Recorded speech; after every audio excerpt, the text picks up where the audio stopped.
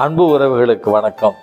2 சகோதரர்கள், ஒரே உருவத்தை உடையவர்கள், ஒரே பள்ளியில் படித்தவர்கள், ஒரே கல்லூரிக்கு அனுப்பப்பட்டவர்கள். ஆனால் வாழ்க்கையினுடைய அந்த இளமை காலத்தின் முடிவில் ஒருவன் ஜெயிலுக்கு செல்கிறான், இன்னொருவர் ஹார்வர்ட் பல்கலைக்கழகத்திலிருந்து தலை சிறந்த ஒரு பட்டதாரியாக வெளியே வருகிறான். இருவரிடத்திலும் கேட்கப்பட்டது ஒரே ஒரு கேள்வி, எப்படி இது நிகழ்ந்தது அப்படி என்று.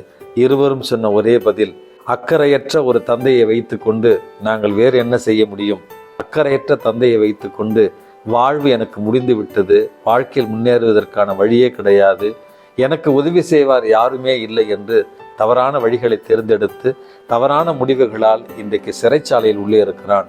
இப்படிப்பட்ட தந்தையை வைத்து கொண்டு என்ன செய்வது என்று தன் மீது பொறுப்புகளை ஏற்றுக்கொண்டு பொறுப்புடனும் நேர்மறையான சிந்தனையோடு நல்ல முடிவுகளை எடுத்து ஒருவன் வெற்றி வாகை சூடுகிறான்.